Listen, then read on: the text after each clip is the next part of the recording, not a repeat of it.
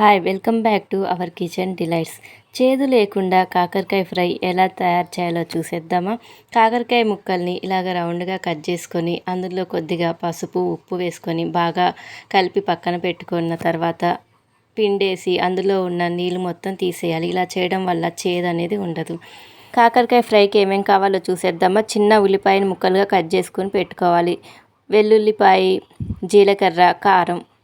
Mixie గిన్నెలోకి ఉల్లిపాయలు, 10-15 వెల్లుల్లి, జీలకర్ర, 2-3 స్పూన్ల కారం, రుచికి సరిపడా ఉప్పు వేసుకొని గ్రైండ్ చేసుకొని పెట్టుకోవాలి. మనం కట్ చేసుకొని నీరు పిండేసుకున్న కాకరకాయ ముక్కలను నూనెలో ఓ 10-15 నిమిషాలు సిమ్లో పెట్టి వేగించుకోవాలి.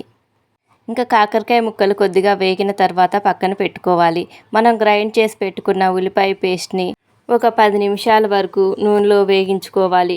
వేగిన తర్వాత మనం పక్కన పెట్టుకున్న కాకరకాయ ముక్కలను వేసి బాగా వేగించుకోవాలి. ఉల్లిపాయ పేస్ట్ కలర్ మారే వరకు వేగించుకోవాలి. ఇలా వేగించుకోవడం వల్ల చాలా రుచిగా ఉంటుంది.